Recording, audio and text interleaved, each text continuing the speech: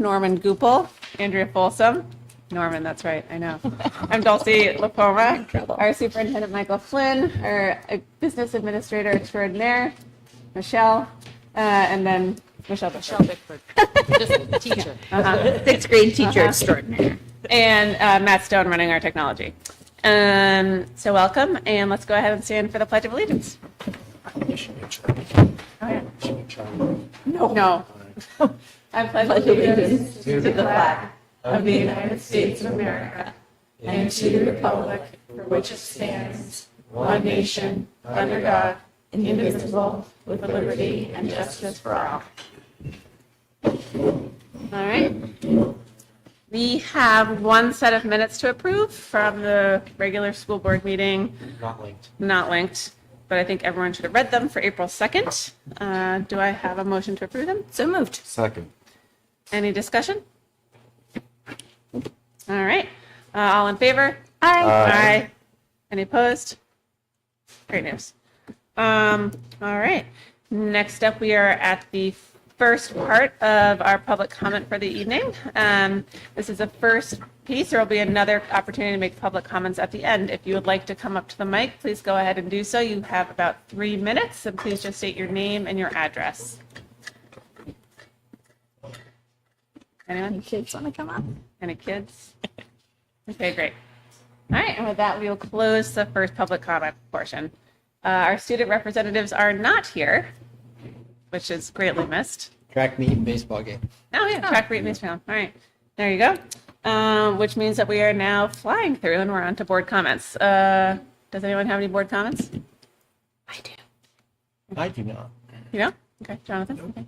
I'll let you do board comments. Oh, great. So I do have board comments because I got a chance to go see, and I'll only see a little bit about it because we might be talking about it today. I got to go to the Soapbox showcase. I think that's what it was called. Soapbox. Project Showcase, or Soapbox, yes, last week, and it was fantastic. It was really, there were students from all around the state who came. They ranged from sixth grade, which was our own Owen, who's back there, and who closed out the show, which was fantastic, all the way up to, I think the eldest was in 11th grade. And they all spoke on topics that meant a lot to them, and they were incredibly powerful. This was all a part of building like civil discourse and democracy, and it's a fantastic program. I'm so appreciative that our students got to be part of it, and that I got to go and listen. There were a couple of the speeches, moved you to tears. They really show how deeply students think and engage on a variety of topics. So I just want to thank Michelle for all the work that you've done. It was a tremendous evening, and it was one of those evenings where you leave and you feel incredibly optimistic about the future, which is great. Amazing. Oh, great. No. Really? I'm excited for this. This is Okay. Awesome. All right, and I'm good. Do you have anything? I'm good tonight. Okay, cool. All right. With that, do you want to take over for this first segment? Yeah, so I'm actually going to bring Miss Sindoni back up to talk about Miss Bickford, and it's just easier.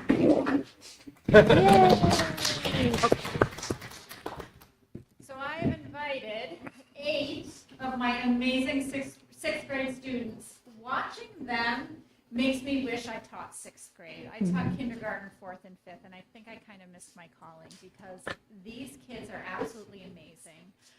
They recently participated in mock trials through Michelle Bickford's collaboration with 603 Civics, and it was absolutely amazing. We had volunteers come in, such as Judge A-Frame and other people, and they each took an active role in acting out a trial, and there was a real scenario. They each had a piece in it. They dressed up. They took it very seriously. I don't want to say any more because they have their own pieces that they'd like to share with you, and we've also prepared some slides. Great. Okay, I just want to say how proud I am of them. Every single person had a role. They were phenomenal, professional, gave great respect to the volunteers that were there, and this is a great class. I'm gonna miss them very much next year when they go to 7th grade. So we'll just come up this way, everybody, the 6th grade, social studies. Come on up, Mabel, you can come here. Mabel here, and then Mabel, we discuss what we will do is talk and then just run back, and just stay in this area cluster for questions later. Okay. Good evening, I'm Mabel. The 6th grade participated in a New Hampshire Civic 603 mock trial. This is an organization that provides schools with an authentic educational civic experience. We had the pleasure of working with very experienced judicial professionals, judges Robert Lynn and Seth Aframe, and attorneys Dita Chadowitz and Eileen Fox. Their guidance was very critical and very appreciated. I learned that there are 2 kinds of cases, criminal and civil. Hi, I'm Marin, And I'm Tatum. and we'll be talking about the statement of facts. This is the case of the state of New Hampshire versus Cameron Hammond. This case was basically about an endangered species whose habitat was going to be threatened by a solar farm. The development of the solar farm was going to provide 50% of the town of Fairview's electrical needs. Cameron Hammond learned that the solar farm was going to be built on the endangered New England cottontail's habitat. After learning that there was absolutely no effort to study the impact the solar farm would have on the cottontail rabbits, Cameron decided to take things into his own hands. Cameron picketed at the site to stop the development of the solar farm and was later charged with criminal trespass. And I was on the defense team, and we learned a lot about vocabulary, like clear and imminent danger, which means that there's danger that's going to be immediate. I was also on the defense team, and I learned about how mock trials work and how the judge speaks to the peers around him. Hi, I'm Abigail, and the great thing about this trial is that everyone got to play a part in our entire grade. Roles were the defendant, the defense team, prosecution team, jury, court clerk, the judge, and the witnesses. The witnesses included a biologist, an engineer, a police officer, and the defendant, Cameron Hammond. I played the defendant in my block, and something I learned was that the jury has really a lot of power in deciding if the defendant is guilty and non-guilty, and that the judge knows the rules and the laws. And before we started this, I thought that the judge and the jury's roles were switched. Hi, I'm Owen, and I'm going to talk about opening and closing arguments. In opening statement, lawyers give the jury a preview of the case. It explains the nature of the case, may introduce the witnesses, provide the jury with the facts the lawyer expects will be proven at the trial, and frames the evidence in a way that is favorable to the lawyer's client. Closing argument is a lawyer's final opportunity in a trial to tell the jury why the lawyer's client should win the case. And what I learned is there's more than just evidence. Like before the trial, I thought it was just evidence, but then I learned that there's testimonial evidence and physical evidence and more. I'm Nora, and direct examination is initial questioning of a witness by the lawyer who called the witness to the stand. After a witness is directly examined, the opposing side conducts a cross-examination. I was a defense attorney who questioned the biologist about her expertise and knowledge of the endangered cottontails. I learned how important the process of the mock trial was. Hi, I'm Brielle, and the cross-examination is conducted by the lawyer for the opposing party, the party who did not call the witness. Leading questions are asked during cross-examination. They are intended to be yes or no answers, where the attorney questioning is trying to make a point. I was on the prosecution team and asked the defendant, "You saw no trespassing signs, didn't you?" And I learned that the defendant is considered innocent until the proven guilty beyond a reasonable doubt. This concludes our talk about the Civic 603 mock trial. Do any of you have any questions for us? Ooh. Were they guilty? What was the outcome? Do you want me to say it? Yes. So the outcome was that every single block, the defendant won. Oh. Except there was one hung. Oh yeah, there was one hung jury. What does that mean when a jury is hung? It means that it wasn't unanimous for all the jury to agree of a guilty or non-guilty verdict. So yeah. What do you guys think of that? You think that's a good deal when you have to have every juror agree? Or should it be, in some states, it's, 10-2, in other countries, what do you think? Unanimous, the way to go? Yeah. Yeah? Okay. What's something each of you have learned from this that you maybe want to be a lawyer? What have you learned that, out of this whole mock trial? Can you come up to the mic?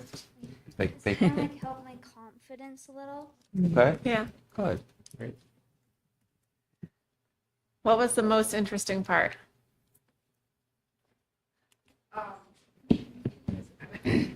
I really enjoyed the part, when we were all sitting there and it was all so tense because the jury was out deciding who had won, the defendant or the prosecution team.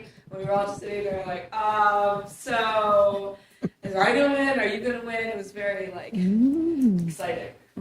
Oh, and then I want to add to that. It was also really fun because some of the questions really stood out and really gave a good answer for the jury. So it was kind of fun to hear those.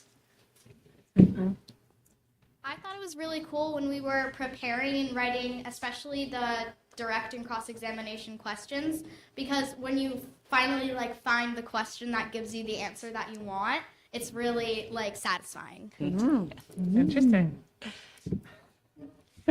Yeah, the questions are really important because if you find the right one, it can really I was on the defense team and it can really help your case. I liked when we first practiced and it was the first time when the other team was hearing the questions, the cross-examination. And it was really fun to see the expressions on the other people's faces when they heard the question. Oh, that's fun. Coming up. I liked when me and Denver won. Interesting. Okay. We've got just the last part here. Owen wants to just talk about his experience with the Project Soapbox. So, yeah. Our next blended unit of study will be argumentative writing and Project Soapbox. On April 11th, Owen Landman, aka me, represented Maple Street School at the Concord City Auditorium and gave a speech on our Waste Warrior program with the message that other schools should do it too. And I was the youngest participant from the state. Yeah. And then additionally, one of the other speakers actually contacted us to try to get her school in Bow to start composting as well. Wow. That's Amazing. This is awesome. the whole intention of this program You were is doing to that. get up and try to make change locally. Yeah. Galvanizing. That's good. So Does anyone want to become an attorney now?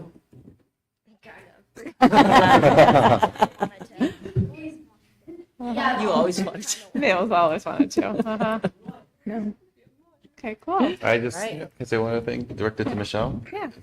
Well, first off, I'm sure your parents are proud of you. You guys did a great job speaking here tonight. They sit over there watching you speak in front of us. Great job. Michelle, everything you touch turns to gold. Our students, you bring out the best in them, from theater to this. All of them have a bunch of energy when they come up here and educate themselves fantastically. Thank you for all that you do for our students. I have a daughter that comes home and shares all the wonderful things you've taught her throughout the day, and she has so much energy, and it's great to have that when they come Maple home. Street's a great place to work.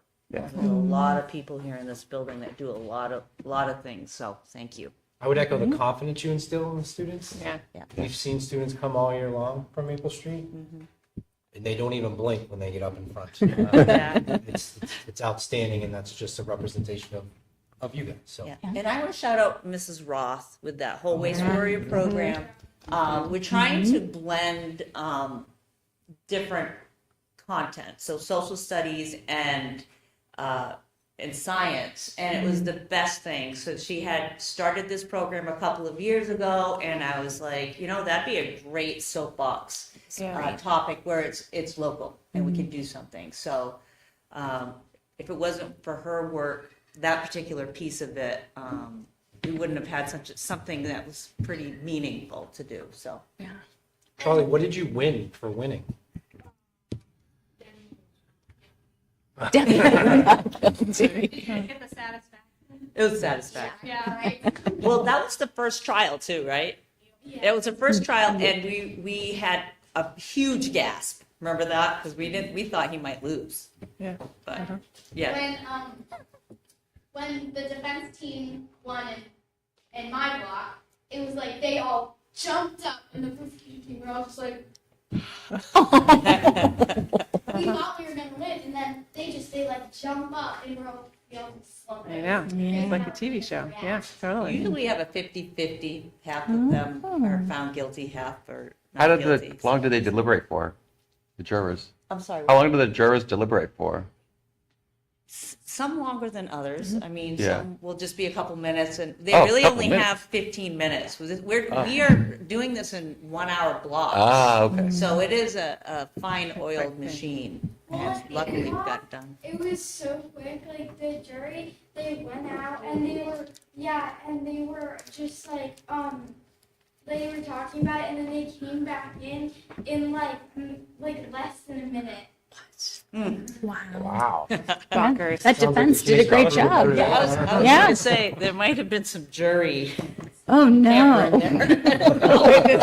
They're either fierce. That's right. That's right. I think- add something about Project Soapbox real quick. Yeah. Another thing I forgot to mention is that after the show, I was also talking with a news reporter, and she wants to meet with me sometime.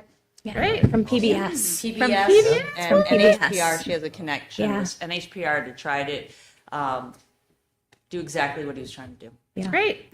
He brought down the house. It was I think what I would comment to you all is what a nice job you did coming and presenting to us. And I think what you'll find is that for a lot of people, speaking in public is something that's very scary. And you can draw on your experience in doing this to have confidence to be able to do that as you move forward in whatever careers you choose. I think you all did an excellent job presenting today, so I really appreciate that. And it's nice to see how confident you all were when you came up to talk to us. That's great. Great work. All right, can we get a photo? Yeah, that's right. Yay. Yeah, I don't have my camera. Rick, can you just? Well, no. I'll take it. You have your camera? I need a copy of this. Oh, okay. Carrie's taking it.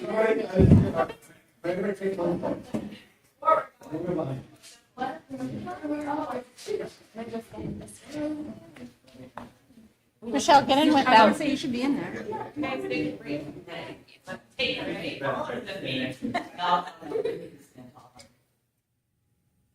All right. Thank you. Thank you for the invite. Ciao. I feel like the last 4 pictures were all high schoolers. They were tall. I know. I know. Quite frankly. I don't know if anyone else feels that way. Oh, Lord. Thank you. Bye, guys. Thank you Bye, so guys. much. Shocking. We don't want to stay for a whole meeting. Enjoy vacation. It's not next week. I know. But you know, we won't see him again. I mean, you will. I will. Yeah. Vacation next week. All right. What? Vacation next week. Oh, yeah. Vacation That's next the It week. is next week. Yeah, it is next week. All right. All right. That's all What right. are you talking about? Yeah, so I was just waiting for them to leave. So I'm going to invite Jacob, and we're going to discuss Portrait of a Learner. But to give you a little bit of an introduction, Jake joined the team last year, as you're aware. Jake is someone who doesn't sit still pretty well. So what Jake approached me with last year, and we kind of discussed, is I want to say furthering your education, but it's completely different. So what we're investing Jake in is called the Granite State Leadership Academy, GSLA, and it's run through the New Hampshire Superintendent's Association. When Jake is done, after 3 years, he'll be certified as a superintendent after completing the program. But the cool part about what GSLA is, it's called a problem of practice. But essentially, the students work with the superintendent of the districts to identify an area of growth. Proper practice is probably the wrong way, but an area of growth. And Jake targeted this approach pretty early on. It's going to kind of set some norms for the district in regards to, I'll use easier words like mission, vision type of stuff. We have stuff sprinkled through, but this is going to really hone it in, and Jake's here to kind of talk about it. So, all right. Thank you. All right. Thanks for having me, everybody. I think I'll give you start maybe. Does everybody have the one-page sort of summary that I sent to Mike? So before I dive into that piece, I'll talk a little bit about history of Portrait of a Learner here in Hopkinton. There was a team called the Curriculum Committee that started digging into some of that work before I got here. That team was led by Matt Krogman, who doesn't work in the district anymore. But when I first got here to Hopkinton, Becca Gagnon connected me with Matt Krogman to hear about some of the work that he had been doing, and then looking to kind of expand that work a little bit. It's also, so we're going to build on that. It's also part of the accreditation process for high schools to have a portrait of a graduate, but a lot of districts, especially like ours, where it's a smaller district, are looking at a portrait of a learner across the whole, all K through 12 instead of just the high school. So that's part of it too. And we're going to be working with the New Hampshire Learning Initiative, has supported a lot of districts in this work. And Becca Gagnon got a grant so that we can work with New Hampshire Learning Initiative just to get some basic support from them as we go through the process. Really and that was a perfect introduction, the sixth graders and the things that they were talking about doing with Mrs. Bickford, because for me, the Portrait of a Learner process is about making sure that the focus is on students and what students need in order to be successful, whatever pathway they choose. It's interesting that this group, when you were talking about things that they did well, the thing that came up twice was confidence. That's not a content area skill, that's a life skill, right? And those are the things that, we have our standards, we have our curriculum, we know what those things are. The Portrait of the Learner process is meant to bring the community together around the things that we as a unique community think are important for our kids to be successful. And so the end product will be, the identification of some skills and dispositions in a graphic to kind of portray those things and give us something to come back to in a simple way that's easy to communicate. But I think the really important thing is the process that we're going to go through, hearing from students, parents, community members, teachers, staff. The goal is to get as much input from the community as we possibly can so that everybody feels like they've had some sort of a voice in that process, and give people different ways to participate. So the way that's easiest for most people to participate is like a survey. So we'll do surveys to all of those people that I just listed, different surveys for parents and guardians, survey for students, survey for folks who work in the school district, and then survey for people who just live in town and want to have a voice in the process. And then through that, we'll also give people an opportunity to indicate if they want to participate further in some in-person like focus groups and listening sessions and things like that. So the goal is to just get as much information as we possibly can, and then start trying to distill that down into a small number of skills and statements that we think kind of exemplify what we're trying to do here. We have, I think, a really strong team here in the district to do this work. The goal of that team is to just keep things on track, make sure that we're keeping the mission and the intent of this project. So we have 2 teachers from each school, and we also mixture of new folks and some more experienced folks, and then the high school counselors are also on the team in addition to myself and Patrice Brown. I should mention one other thing that I put on the one pager we're going to use as our starting point, there's a group called America Succeeds that has identified 10 durable skills. And they've pulled those skills from looking at essentially job applications and job postings and what businesses are looking for in their applicants. And just looking at our team looking at those things, we thought there was enough depth there that we could use that list purely as a starting point to get people thinking, see where what people think is most important, and then jump off from there to start developing our portrait of a learner. And those are leadership, growth mindset. Yes. On the Yeah. right side. Okay. Leadership, growth mindset, fortitude, critical thinking, creativity, communication, collaboration, character, mindfulness, and metacognition. And then the surveys, I noticed at the bottom you said that we're going to send them out in April, May. Are those going out soon? That was my hope, that we would get those sent out soon. We've got to post them for 10 days before you can give them to kids. But we were hoping to get them pushed out to adults soon. Okay. And then start working with kids when we get back from vacation. Yeah. Great. I like Just following that. up question. Where do you start building this profile, this portrait? Like at what grade level? Is it right when they start, or is it when they elementary, or when they hit high school? I think that the goal would be to start in kindergarten. Okay. Start right away. Okay. And I think it's helpful as educators to identify what those important skills are, so that as we're planning learning experiences for students, that we have those things in mind. The project that Michelle did is a perfect example where there's content that kids are learning, but they're also building these other skills because they're not, it's not a worksheet or reading a textbook. It's an experience where they're collaborating with each other and they're getting up in front of an authentic audience and speaking and all those sorts of things. So I think as we identify what we really think is important for kids, it helps the educators to focus what they're doing with students on those things in addition to the content. Do you foresee, like, this is down the road stuff?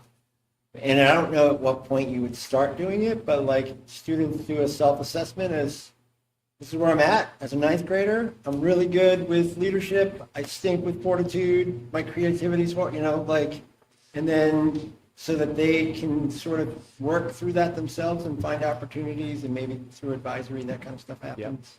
Obviously, you used to be a teacher. For a little while.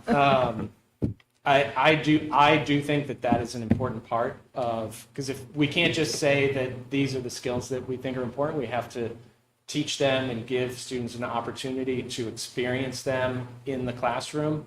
And I think when you want somebody to learn something, they need that opportunity to reflect and self-assess. The team, we've only had one meeting so far to kind of get started, but it's already come up in that group, like we should develop rubrics and how would it look different for a first grader versus an 11th grader. And so the educators who are working on this with me are already thinking about those things.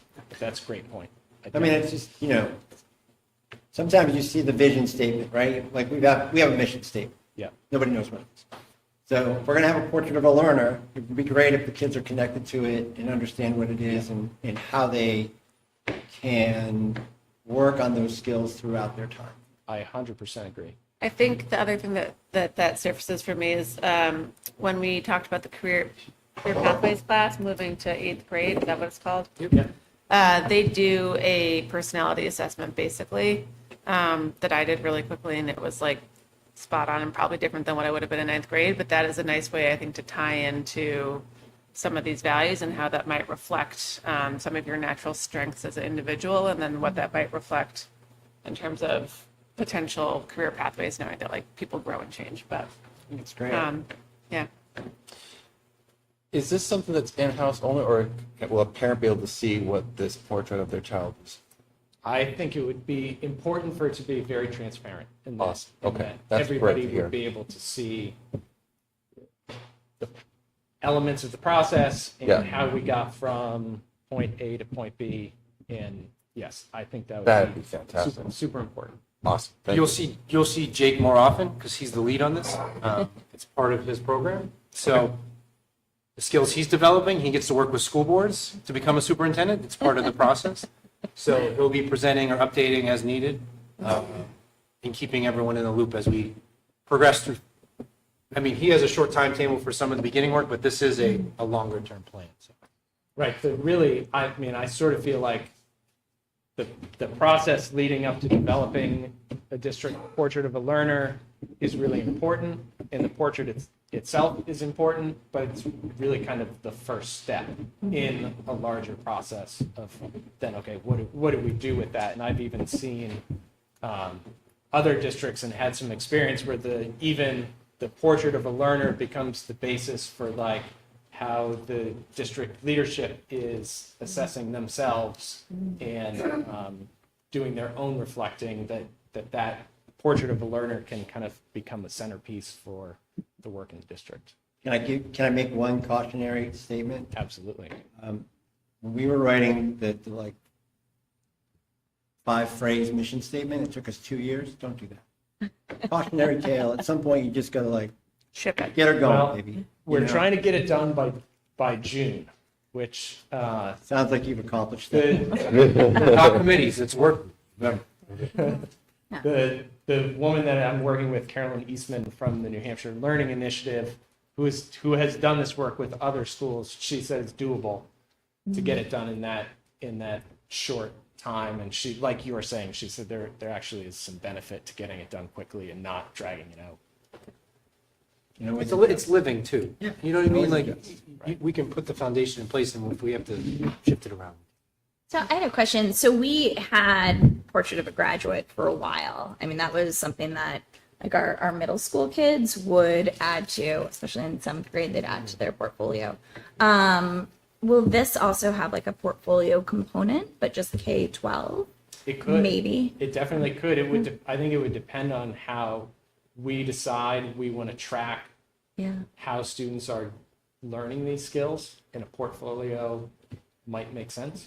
Is that required? I guess the second part is that in any way required? I know that Portrait of a Learner itself is becoming very popular for NEASC, for our accreditation, like for all New Hampshire school accreditations. Do they have any, how have they weighed in, I guess? I think they're generally flexible in terms of how you do it, but they will want to see what is the district doing to make sure that kids are actually learning these things and that you have some way of tracking that. But I don't think they'll say what method you have to do get. that. Right. Okay. Great. Other questions? Any questions? Oh, this is just a great job. Really awesome to see. Good. Yeah, I appreciate the fact that you're pulling from, community members, Yep. families, Yep. teachers, everybody. I think that that's really helpful because not only for students to be connected to it, but I think as a community, it would be really helpful for us to be connected to this. Yeah. Because I think it helps people better understand why perhaps we do some of the things we do. Great point.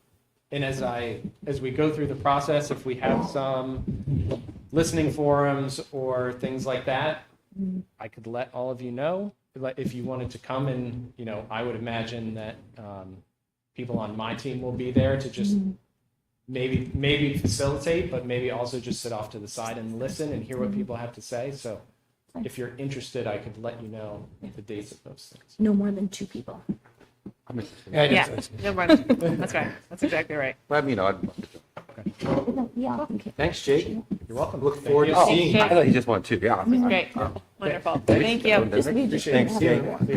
That's Have a great Thank night. you, Jake. Yep. But this is great. Yeah, it's very cool. Really cool. It's good. It's a good team of teachers. Thanks, Mr. Sindoni. Thanks, Thank you, Gary. guys. Thank you, guys. That Doodles.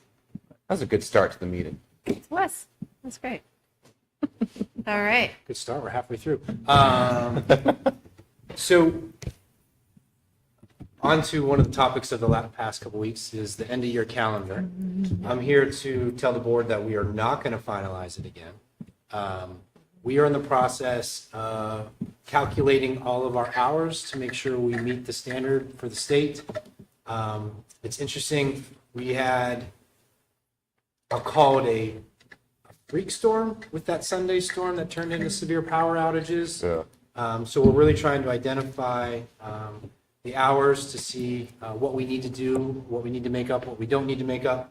And more importantly, we're trying to work collaboratively with the staff to make sure that those are valuable days on what we select to do.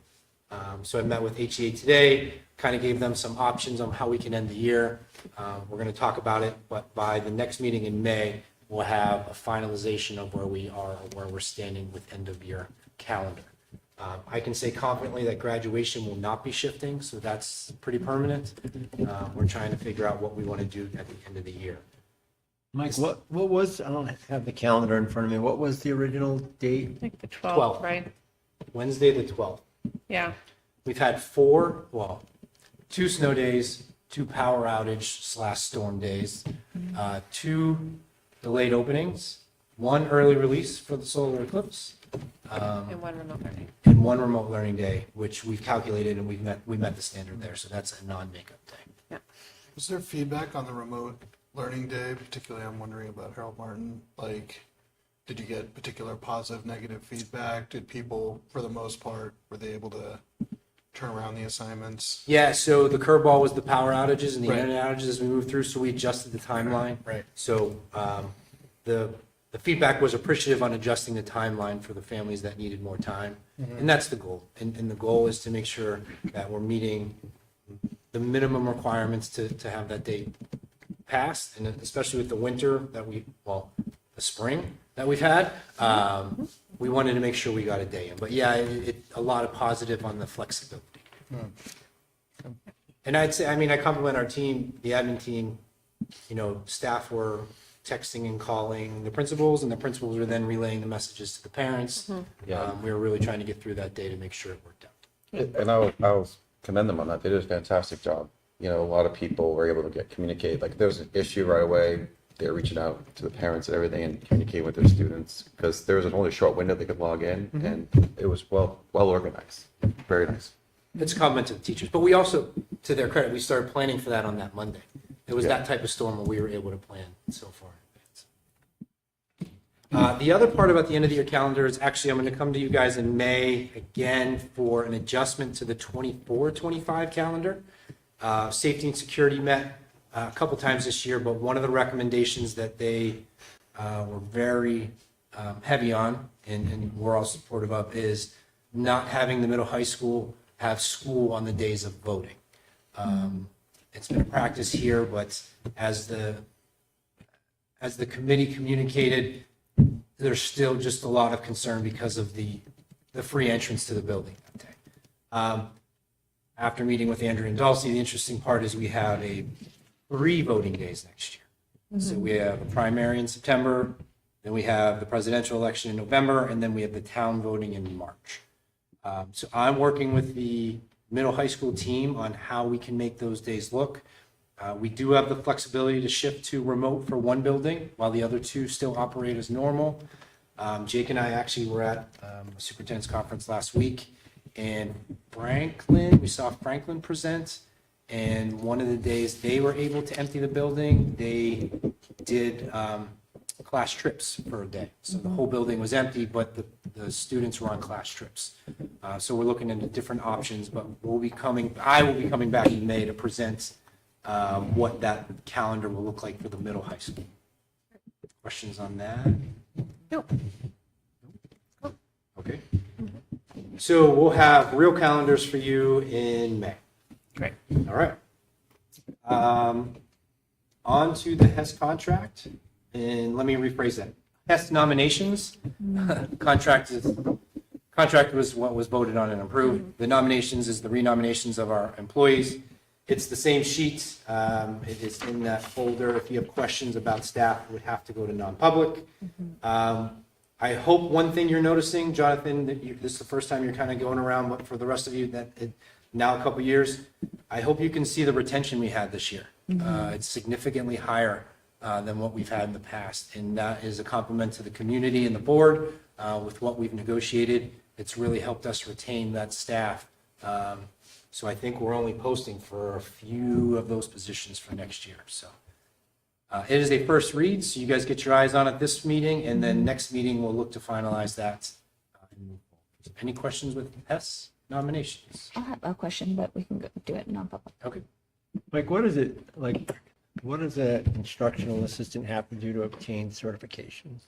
That's a great question. It is, you're a little bit more, I know maybe is the perfect answer, but it's online based. I want to say it's classes, but It's a test that they Yeah. have to take. It's TSR. There you go. Test. yeah. It's sort of a similar-ish process. Right. Administered by ETS. So there's preparation for it, and most of them complete it by the end of the school year if they're new to the profession.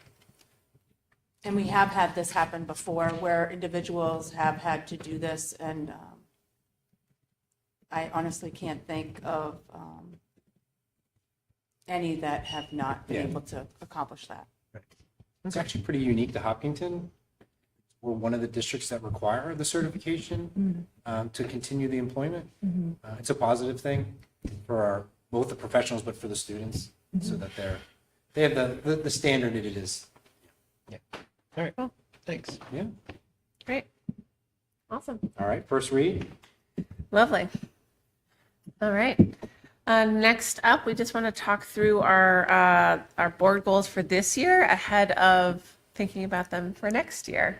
I had shared these, we had obviously drafted these last June, but I figured we could just go through and talk through each of them. And if people can either comment on them as we go, and I will take some notes, or people are also welcome to send me feedback between now and the next meeting on, I think, May 7th, and I can sort of collate everything and put it together. But the biggest thing is we want to figure out where are we strong, where do we have areas for improvement, how would we think about this year as we move towards next year. Sound good? Yep. Okay. So the first bucket is curriculum and assessment. The goal is the school board, working through the CNA committee, will evaluate how all schools across the district report out through report cards. Report due by the end of the 2023-24 school year. Yeah, and I can tell you that this is going to be one of the topics of CNA this week. Great. This week on Thursday. We have CNA and we'll be talking about what that report might look like. Yep. The committee has already done, and we've gone through and looked at how we report out through report cards in all of the buildings. So that will be complete and to the board. Great. Okay. Any other questions about that? Great. All right, the next one. The school board, working with the superintendent, will audit curriculum district-wide in alignment with the budget, with a report to be completed by January 15th, 2024.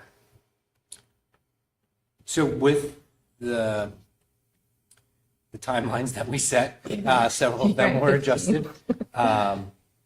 What the areas that we begin to focus on in this was specifically around our math-based stuff and our ELA stuff. I know ELA is currently in pilot. They're working through that work group, not committee, and trying to identify, also working closely with the state. Ms. Gagnon met with the state on Friday to really try and work on what grants could be available in order for us to adopt it at less of a financial impact. The second thing Ms. Gagnon was able to negotiate today, she told me, was normally a pilot could cost up to $6,000, but working with the company, they waived the fee, which is a pretty big deal. So we're in process with that. In regards to the other financial impacts that really worked through Michelle's office in transferring through the budget process. If you remember, we kept saying that's no longer in the building, that's now in there. So that's going to allow us to have a better forecast on what's going to be coming out of the curriculum world. Okay. Great. Any questions about that? Okay. No, I think that probably the second goal would be something we would want to continue with next year. And for the sort of flip-flopping for the first goal, just thinking about what's the next step, just for the board to think of what's the next step once we understand how the district reports out through report cards. What as a board do we want to do with that information? Okay. Okay. Great. Okay. All right. The next subcategory is finance. The school board, working through the finance committee, will create a 3 to 5 year financial analysis forecast by January 15th, 2024. Definitely not by January 15th. Actually, a part of that's done, but. It was pretty close. Yeah, part of that's done, but the wages part is done. Yeah. So I'm just going to marry this with this week's budget committee discussion because I think they kind of go together. And I was not there, I wasn't feeling well, so I wasn't present, but I watched the video, and the budget committee had a discussion about wanting to give both the school and the town a targeted percentage increase goal based on some rate of inflation. The trick will be what rate of inflation or subset of inflation is used to do that. So I think that in part is related to this. And we actually had a finance meeting this week, and since then I'm going to go back into those MS-25s, and Michelle, I may be calling you, but and do the same analysis for wages as I did for healthcare. And if I can pull out transportation from those, do the same thing. So what's the history 10 years on the transportation piece, on the healthcare piece, and hunting down the ECI for education have. It's a matter of which inflation subset to use for the healthcare piece, and then finding the other ones. I mean, the trick for us is there is no easy employment cost index. There just isn't. So it really is going to be a matter of working with the budget committee to recognize which of these are most meaningful and accurate, and not falling into the trap of just saying, we'll use CPI or PCE or any of those, which would be way too broad, not the kinds of things that we buy in the volumes that we buy them. So this is going to be ongoing work for sure. And a fair bit will get done in the next couple of months as we have that budget committee discussion, and we'll see where it goes. Did the committee give some sense as to when they're going to figure out? Because it would obviously be. I got helpful homework to in have absentia, target. and Mark and Krista were taken on the town side. We're going to meet in May, and then probably going to meet again in June, and I would think there's going to be an August meeting. But I'm going to ask for an August meeting because I'm not going to be here in September. Don't love that. Yeah, well, it'll be, in terms of setting the number and when, Neil said for the town's purposes, they start their process in August. Right. So it really would need to be June. Whether or not we can come to some consensus on what that should be, it's got to be a realistic forecast based on the things that we buy. The trap is basing it on CPI or PCE, which is just folly. Right. For a whole host of reasons, not to have an economics class here. But. I said this at our meeting, and gives you some clarity. It was 5%, right, that they mentioned? That was just a number. Okay. That wasn't a number. There was no number that was discussed. It Okay. was just, Yeah. And the interesting part, it's the first time they talked about it, right? So we've said we're going to figure it out as we move along. But there's a significant difference between the town and the school in that majority of our budget is payroll and humans. So it's not purchasing. And when we met with TD Bank, I mean, he said the same thing. Yeah. You have to be careful because contractual obligations, I mean, again, I'm preaching to the choir on that stuff, but it'll be interesting on where that committee decides to target or settle. it will be a very good discussion, I think, for the budget committee to have for a whole variety of reasons. So I think it's healthy to do it, and, see where it goes. Great. Yeah. It's also shifting ground. Where things are at right now, Yeah. where they're at in August may be very different places, so. Great. So I'm going to comment just on this goal, just one thing. I think this goal was very important, but I also think Rob did a fantastic job of what he collected, when he was able to compare and give a forecast. It's hard to predict what's going to happen 3 or 4 years from now with the needs of our students, but I think the groundwork that he's prepared, we're very fortunate to have that on the board. And, Rob, I really want to say thank you. It's been great seeing your work. It's good to have an economic. Nerd. But no, I think that's something we definitely want to try and continue. That's something passive. Great. Okay. All right. Moving on. The school board will articulate reductions through the budgeting process that will lead to budget growth restraint. Did a fabulous job on that. Yeah. Maybe we're. I mean, I think this is something that, we do through the budget presentation process. I think we sort of need to think about the language and what exactly we're saying here. Yeah. Like, what do we do to create restraint? I mean, this year we said to department heads, we're going flat. I mean, I don't know how much more clear you can be than that. Yeah. So,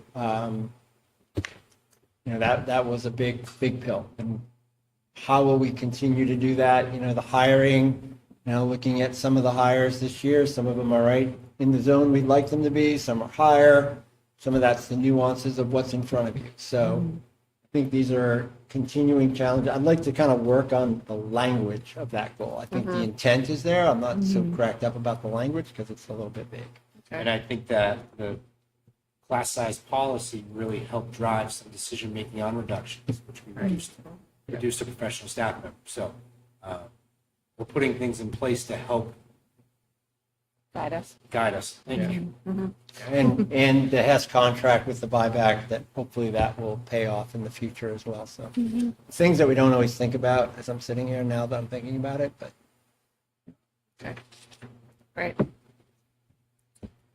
Okay, sorry. Right, I mean, it strikes me in that language that, what we talked a lot about the budgeting process last year is something acknowledging the tension between attempting to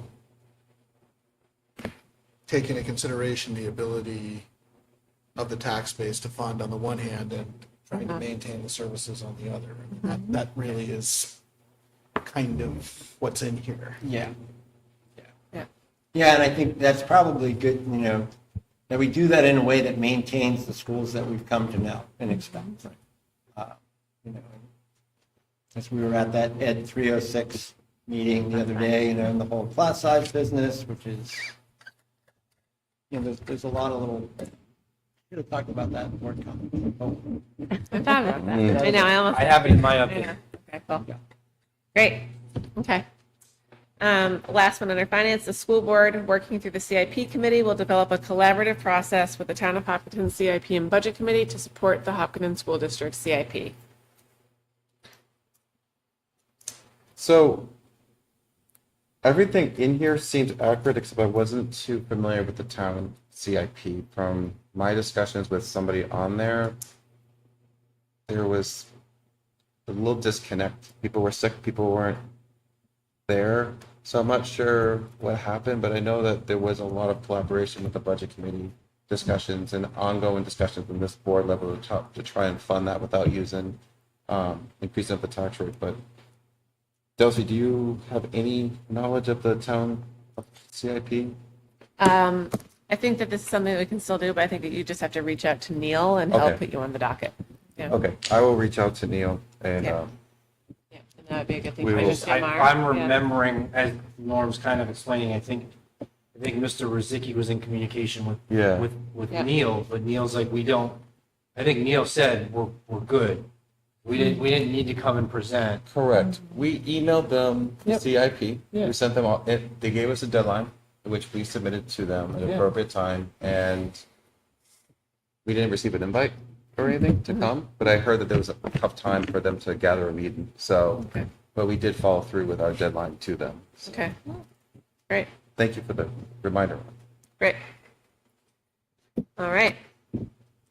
Safety and security. The school board, working through the superintendent, will use the safety action plan to create a 3 to 5 year safety plan implementation projection by February 15th, 2014. You, me? Either or. So it's back to the schools right now in terms of the hardware part of things. Jim and I have talked about getting together and sort of creating that presentation after our next meeting, which is going to be in May. So yeah, we're a little bit off, but we should have something in front of the board before the end of the year. And we also have that discussion about the soft side of safety and security coming up after vacation. Which I think will be a little bit of embedded a subgroup of that. So that'll be interesting as well. Okay. Okay. Great. Communication. The school board, working through the superintendent, will support the continued improvement of organization and structure of the district website to improve accessibility. You want to go, me? Well, just briefly on this, I know that we worked to really get the budget aspect of the district page, really with everything we could possibly think of, from the FAQ page to the presentation, and we, kind of behind the scenes, lots and lots of asking Matt to move things and to reorganize things to try to make stuff as accessible and easily understandable as possible. So I think we did well there. And I know Dulcie and I have talked about wanting to continue that next year so that people, I think if they can go to a budget page on the website that looks fairly similar and is consistently similar, then they'll know where to look to find things. And I think we landed on something this year that felt good. Yeah, and I'll agree with you. It's definitely something we can continue, but it is night and day when I go on there. It is a lot. Like, I can go on there on my computer and on my phone, and it's much more organized. Things I look for that I normally probably didn't see, I'm finding a lot easier. So whatever Matt and his team did, they did an awesome job, and it's great to have that. And definitely want to continue it. If there's any innovative ideas to help make it look different, but I think it's well done. I think Matt's done a good job. I mean, we changed our landing interface. Sorry, I know you have your earpiece in, but we changed. I don't know the tech terms, but we changed our landing interface. So our home pages land differently. Yeah. The widgets are different. I mean, it is night and day from where we were this time last year. The second part, I would echo to the board, as you guys supported. I call it board docs, but it's called Diligent Community. That we will be in the process of uploading, and that'll be another continued improvement of board documents and minutes and locations and postings. So we're going to continue to chip away with that so that this landing area for information is easier. Right. Can I ask Matt a question? So as you're doing this, how hard is it to make things user-friendly, laptop versus phone? Like, I know there's certain websites that in my world that I use that, like, I'm not even going to try on my phone. There's definitely improving. I think one of the things we really liked about the new board docs, for instance, is that it's much more phone friendly. The old one works. The new one is like recently by someone who hasn't paid attention to it. So I think there's a lot of improvement with the tools overall. I think it's always something you want to test because, people still fall down and it's like, oh, people have cell phones. It's like, yeah, that's how most people accessing the content most of the time. So Thanks. Okay. Great. All right, sustainability. The school board, working through the Energy Management Committee, using the Energy Management Plan and audit, will develop a 3 to 5 year implementation plan by January 15th, 2024. We pushed that back. We're coming to the May 21st meeting. I think when we were thinking about actually putting in the year-wise program, we wanted to make sure that we were surveying enough potential partners and people who are sort of experts across the different elements of the buildings to do that. So I think we should be able to do a pretty solid update for you guys in May, and we'll be cranking to try to get something done by end of year.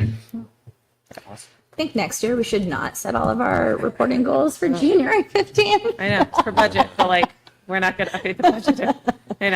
I know. Yeah. Can we make that another goal? Yeah, that's a great note. That's an easy, like, yes, we Accountability. did it. Not gonna lie, my heart rate will come down significantly. I remember last year when we were talking, we were like, oh, January 15th, that feels like enough That feels time. good. That feels great. Yeah, totally. Okay. Personnel. The school board, working through the superintendent, will establish multiple pipelines to recruit, attract, and retain the highest quality personnel. So, I mean, I'm so excited for the next part of the agenda because it's going to speak volumes of this goal on who we're presenting this evening. I also presented HES, and it shows the high level of retention. I talked about the number of applicants we have applying. So you guys are supporting the cause of what we're trying to do here. I mean, that one feels like a layup for what's going on. Any other thoughts? And this is a goal we've had on for 2 years now, and probably a goal we'll keep for next year as well. Although we'll have to think about, like, when is it no longer a goal, but a norm? A norm. Okay. No pun intended. Got it. Okay, cool. I'm going to capitalize the N in that. Great. Okay. The school board will negotiate a new 3-year contract in good faith with the HES union. Check. Great. Okay. Okay, so with that, I will consolidate some notes for this and we'll share them with the board. And then if people have additional feedback, let me know and I'll continue to add to them. I think one of the biggest things is we just want to sort of like think through these pieces of, were these reasonable goals? Were they the right goals? Did we specify them and measure them in the right ways? So when we meet in June, we can really think through what we want to accomplish next year. Okay, all good? Sounds great. Great. All right. Thank you for that. Great. Policy? Yeah, so policy, we have 3 policies that had already gone through first read, so they are in second read territory. We have JLCE, emergency care and first aid, JLCD, administering medication to students, and JLCDA, parental consent to medical treatment. These are all required policies, and I believe they are all ones that we had in the handbook, in the parent handbooks, and we had them in policy form, but haven't been updated in quite some time. The other one we have is our anti-discrimination plan, which is a compilation of several policies. And that one is ready for the board to review it one more time, or review it again. It had gone through a second read, and then with the reorganization of our policy committee, we just wanted folks to take another look through that. So nothing is happening tonight. There's no vote needed.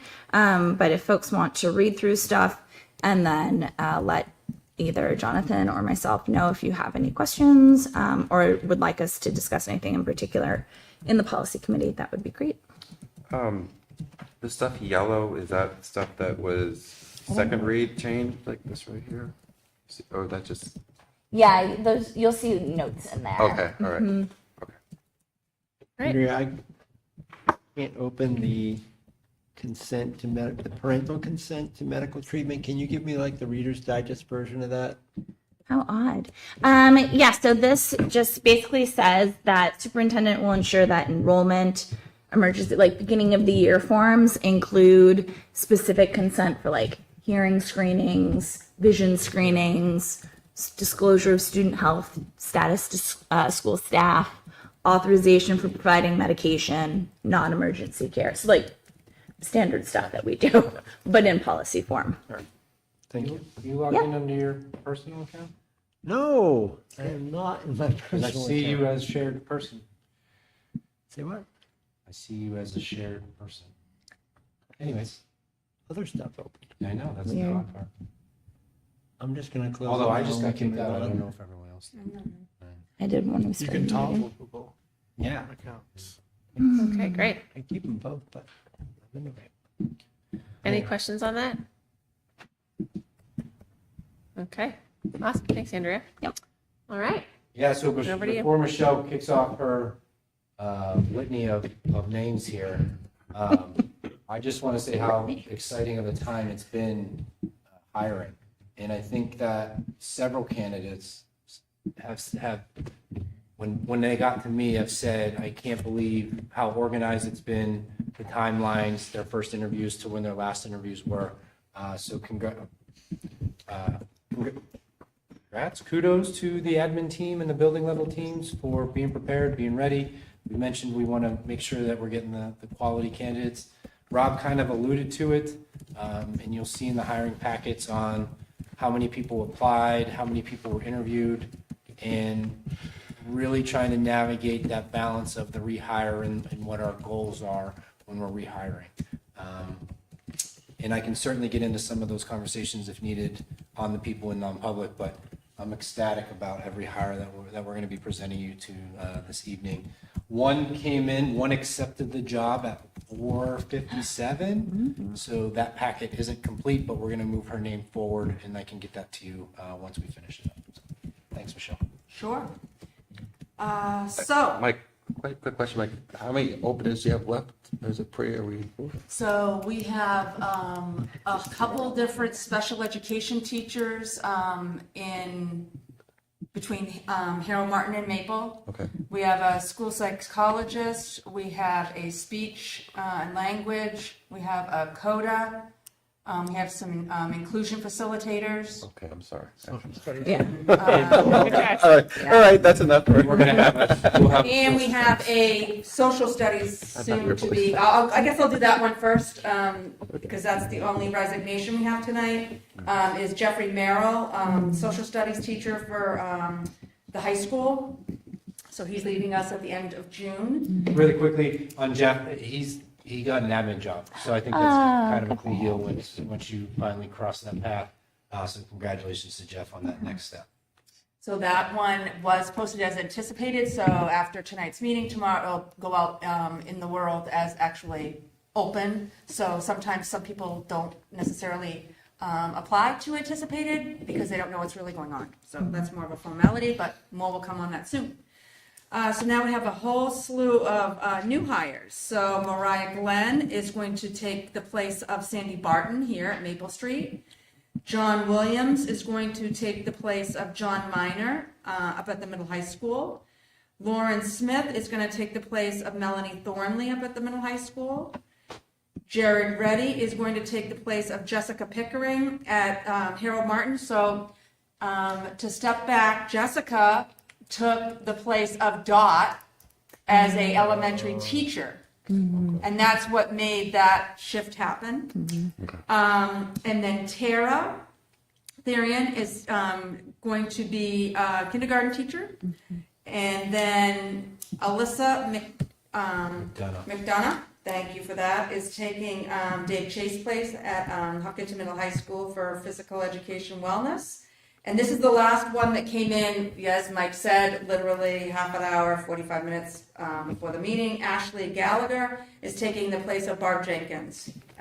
So all of those are new hires for right now. We have a Schedule B item. So one thing, we're getting ready to pay, and actually we paid a lot of our Schedule B positions. There was one individual that only did a sliver of time, Melissa Bennett, as the PLC leader, and then Carrie Brown took over. So you'll see here that we confirmed Melissa Bennett of when she did that role. So her contract will be revised for that period of time, and then we'll give Carrie Brown a nomination from October 1st till the end of the year. So that's what that was. Can I remind us about what PLC means again? Oh, yeah, that's Professional Learning Community. Thank you. Or committee, I guess you could use, it's one of them. Great. And so they have one for each grade at Harold Martin and at Maple Street. Great. So they are their team leader in essence, and then they work and collaborate with their team. And then we have some donations. So thank you to everybody for the donations. So we have a wonderful thing that came through from the Amherst Community Foundation. So the Environmental Action Club applied for a grant for reusable silverware for the Hopkinton Middle High School Cafe for $1,242. Then we have 3 donations from the Hopkinton PTA, $544 for the Anne Frank 8th grade field trip, $767 for the 2nd grade Montshire Museum field trip, and $1,000 for the 3rd grade Kearsarge Indian Museum and Squam Lake Science Center field trip. So thank you to them for those donations. Thank you, thank you. Thanks, PTA. Yeah.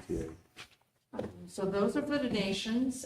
The last item I have is, there's 2 items in the agenda. I will post them, if not tonight, I'll post them first thing in the morning on the website. But there's the quarterly, it's that time of year, of the year that we actually have the 3rd quarter report that will be posted, as well as we have the March financial, which, there really was not much of a change from February to March. So the March financial, at the time this was done, this was run, the expense part was run the last day of March. So things have happened since then that would happen and show up in the April financial. But as of the time that the March financial was done, we're about $493,803, which is, again, about the same amount that we were last month. And food service is slightly a little bit down, only because of the fact of we had some days that we're probably not going to make up. Yeah. So we still have to pay for staff, but we're not going to obviously make. So I just wanted to adjust a little bit on the sales part of it, you know, of things that, not knowing what that might be. So, but again, we're looking in a positive outcome in the end, and not a negative.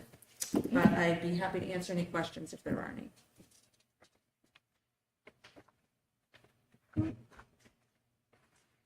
Okay. I mean, one other point I guess I'd point out, which did come up at finance, is one thing when you can see this. You know, I tend not to say this because I don't really like to point this out, because I don't want anyone to take offense to this. But you know, it's pretty clear when you look at this, and it came up again in finance. Special education, unfortunately, is where you see a lot of the overages in our budget this year.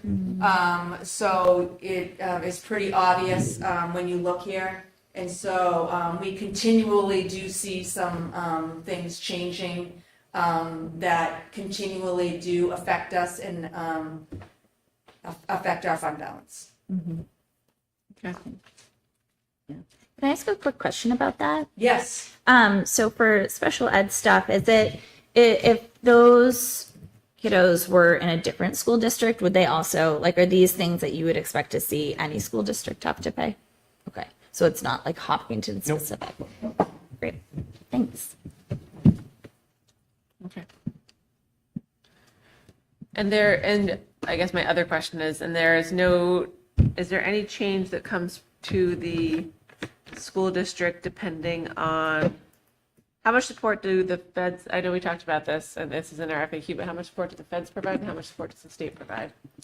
So the feds provide Medicaid, but that's based on what is requested, based on what's submitted, and does a student qualify? Not every student qualifies that's special ed identified. So that's number one.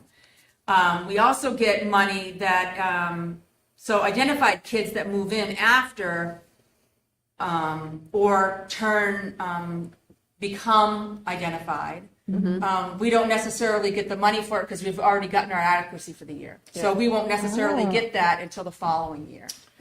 And so then, if like some kid moves in today, we're not going to get that adequacy because, of the fact of the timing. October 1. Correct. Okay. So that's another element. The other thing for the state part of it is the special education aid.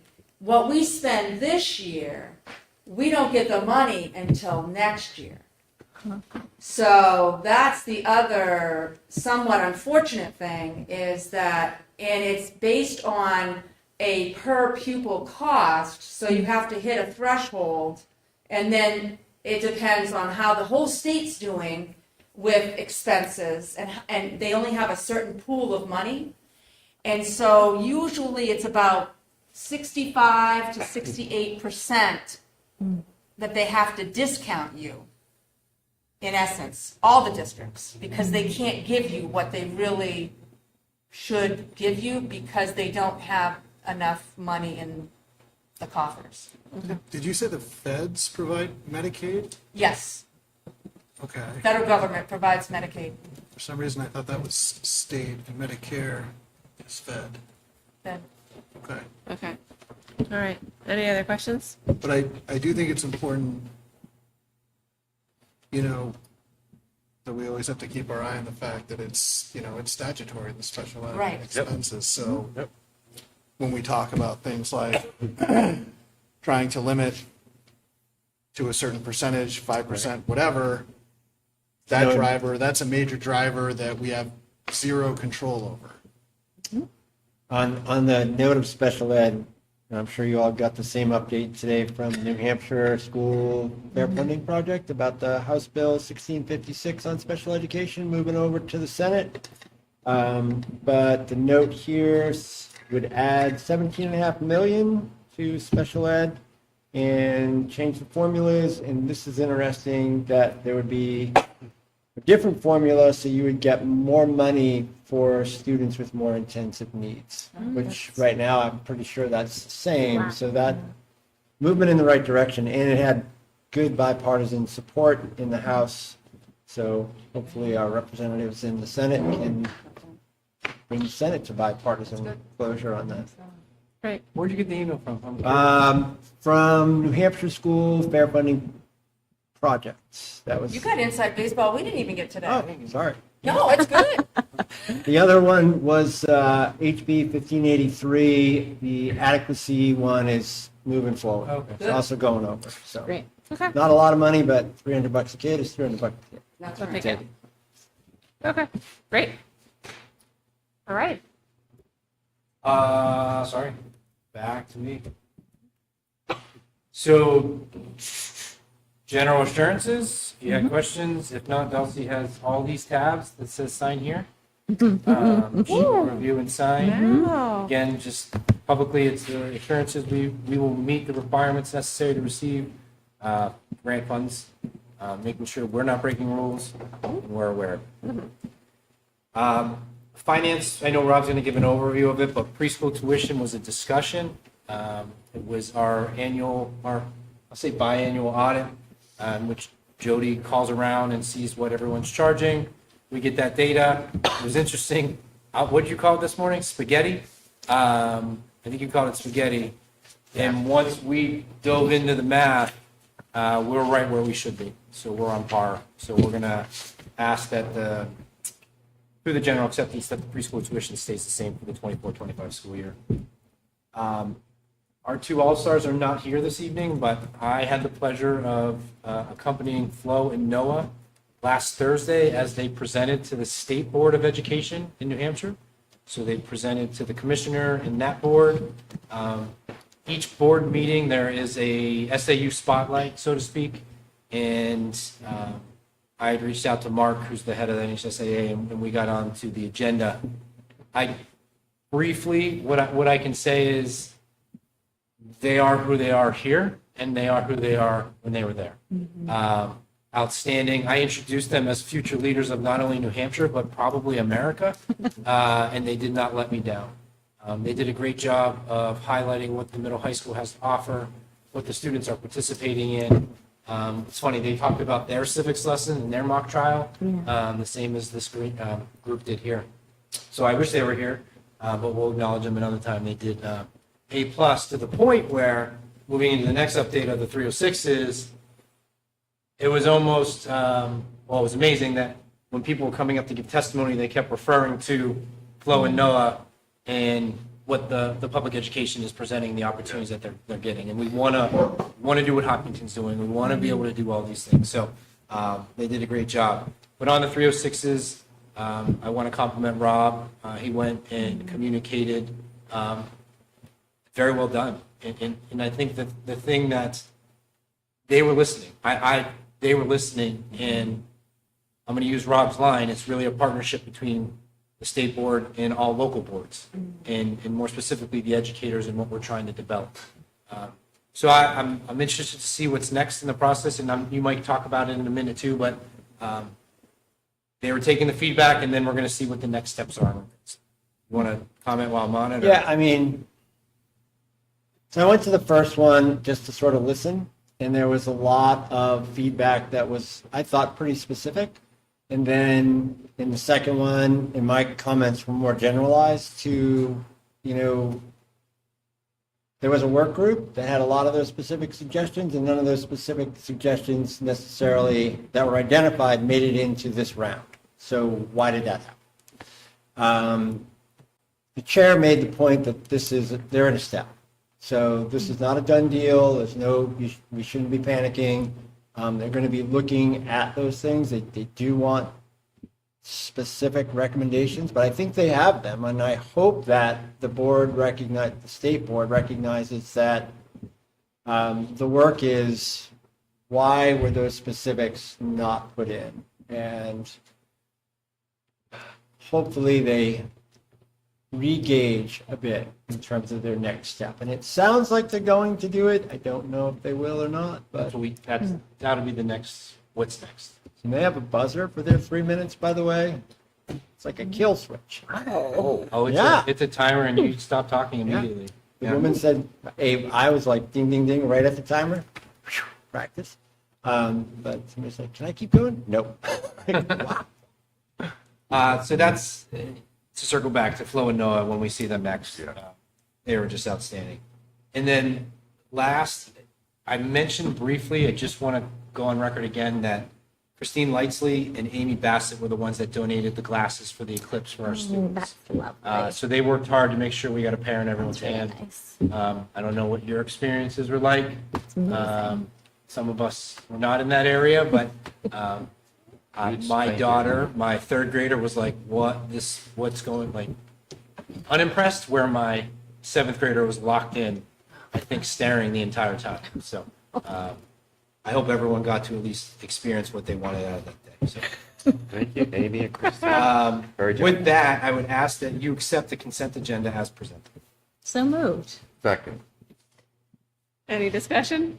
I was going to say the only discussion I had was also to thank Rob for going to the Ed 306s and Mike as well. I think folks may not realize that that's what, as a district, we have to follow what the Ed 306s say. When we talk about being highly regulated, that's what we're talking about. We don't get to just make up how you graduate. We don't get to make up a lot of things. A lot of things are really set out by the Ed 306s, and so I appreciate that you went and that Hopkinton was represented there. I think it's really important.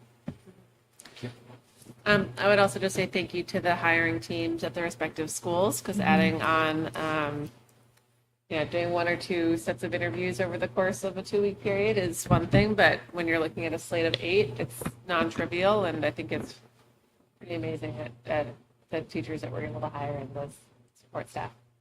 Really good to have people hired before May 1st. Yes. Okay. All right.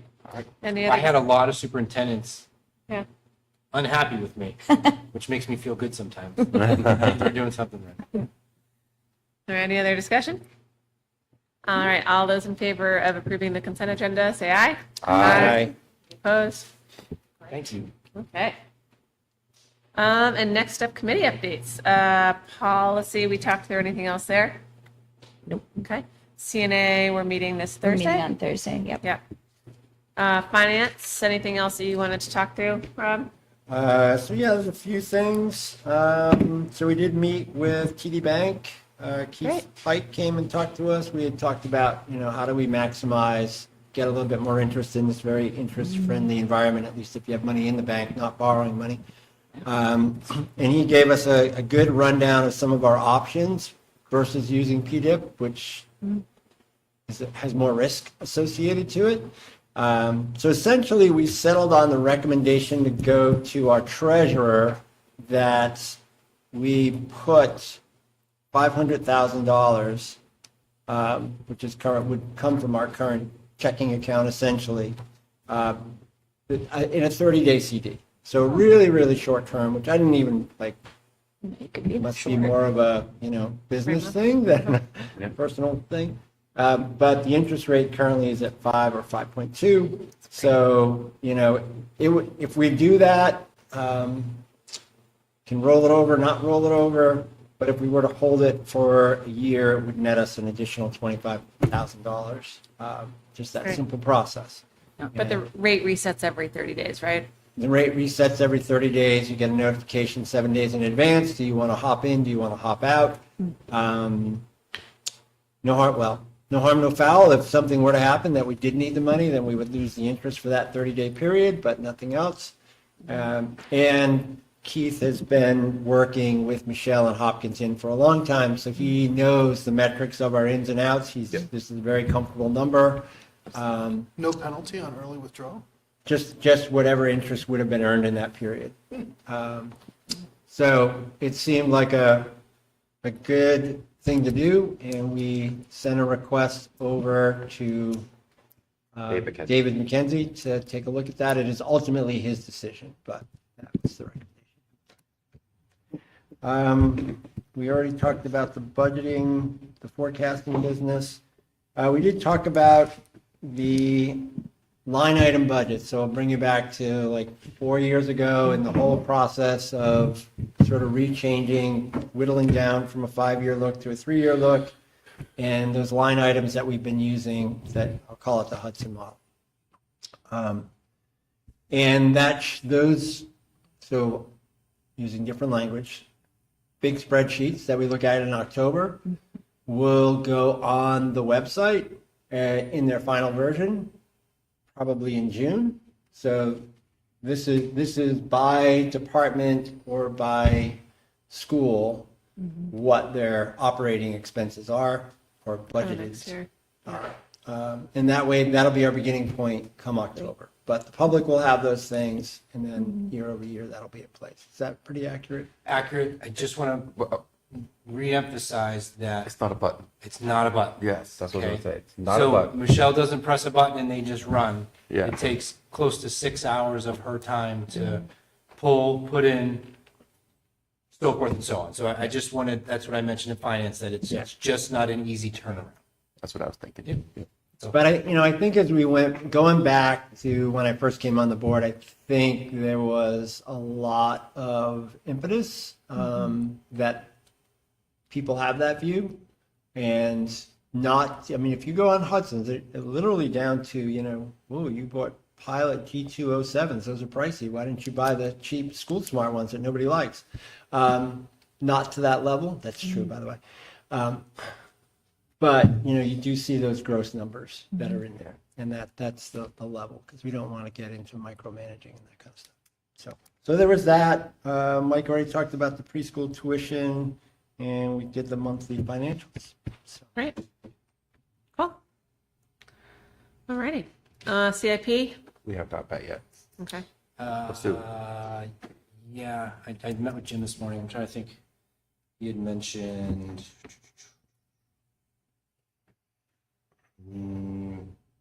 No, that wasn't CIP. Take it back. Yeah, we'll find That a was time. just Michelle and We'll I. book something in the. We'll get I together. think it was just this team, right? Yeah, sorry. Got it. EMC, 2 weeks ago, we met with a group called EEI that does a bunch of work to look at overall facilities, projects, and management for the district. Last week, we talked to Resilient Buildings Group, who we've been talking to for probably the last year and a half, 2 years. They're the ones who are doing the assessment to look and sort of ROI in case we look at any potential project that we pulled out of the audit to see what would be the impact on the actual work, what would be the energy mitigation, and then we could plug in cost numbers from there to understand what would actually be the impact in terms of savings and benefit for the schools. And that's for everything from envelope to windows, which are just typically lower on the priority list, to actual HVAC to whatever.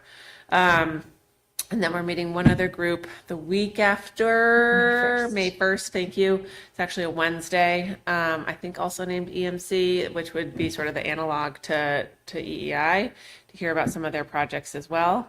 And from there, we will be sort of pulling through our actual report. The report from Resilient Buildings Group will be in the process of being developed over the course of the summer. We'll see a couple takes as those come out school by school, similar to what Margaret did last summer, if you guys remember. All right. So we're getting there. We're pretty excited. Okay. Safety? They're not, they haven't met yet.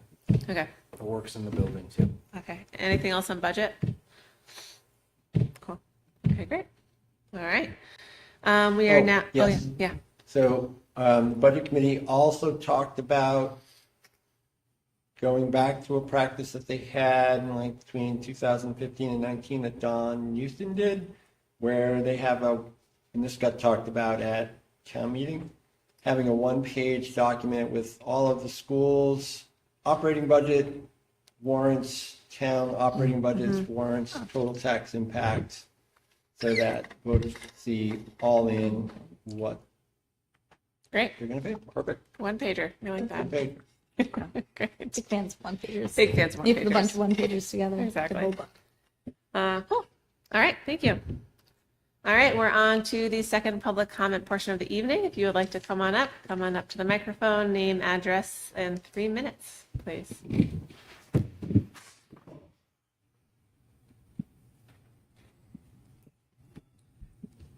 Lauren Clement, 86 Maple Street. Hello, testing. Good. Evening. Had a question about Jake's one page that he put in, and I was just curious if that is going to end up in the sport materials or not. And I also was curious about the policies that we're going over. I think you said in general policy land in support material on the 3rd. Yeah, they usually come up, on the 3rd, and I try to usually see them because I spam you up a whole bunch. And wanted to make a comment. John had brought up, he was curious if there's feedback how HMS students did on remote days. And I just know for my one HMS student on remote days, it's not necessarily a productive day. There's generally a little bit of work, and he's more interested in video games and such, and I don't know what the other kids are doing, because usually if it's a crazy snow day, I'm not around. But hopefully they put in their work.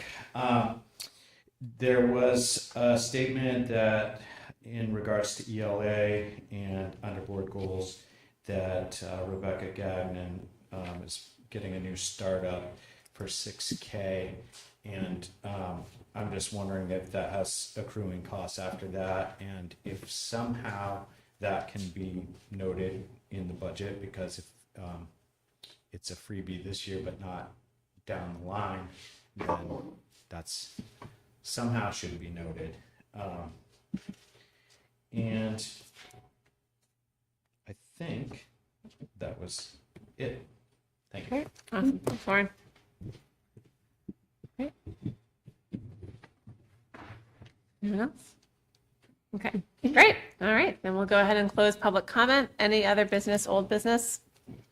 Mike, was the 6K, that was just for a pilot program, right? That's not the actual cost of any programs, anything like that would come through budget. It was a pilot, and it's actually $0 because Becca got the company to waive the fee. Still not need to put in the budget at all. Yeah.